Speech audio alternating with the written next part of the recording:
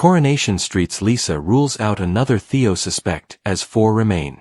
Coronation Street's Lisa Swain issues another important update on Theo Silverton's murder investigation tonight, confidently declaring that his ex-wife Danielle is being crossed off the suspect list.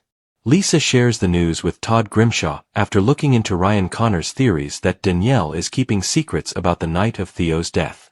Ryan spotted Danielle's car parked on the cobbles for an unusually long period after she arrived to deliver Lisa and Carla's wedding cake. However, after a closer look at the relevant timings, Lisa is now convinced that Danielle has nothing to hide. She's got dashcam footage and her alibi checks out, Lisa tells Todd and Sarah Platt tonight. She wasn't even at the scene when Theo was killed. Later, when Todd hassles her again, Lisa adds, "I told you before about Danielle. There is video evidence of her leaving the street. She's in the clear." Danielle was among 6 official suspects who were named by Coronation Street when Theo's whodunit story began last month.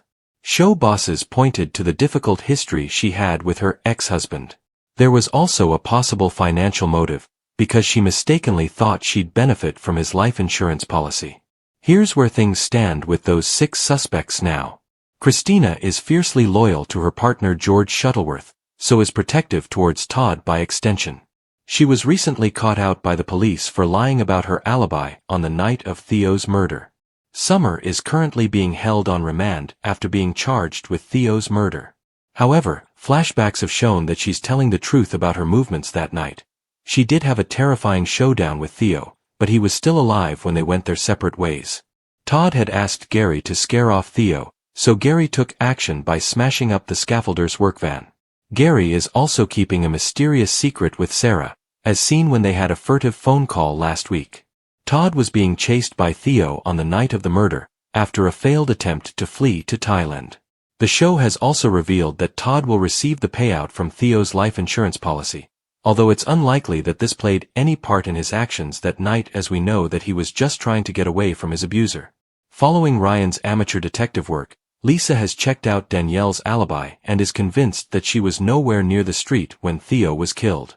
George was determined to stop Theo from hurting Todd again.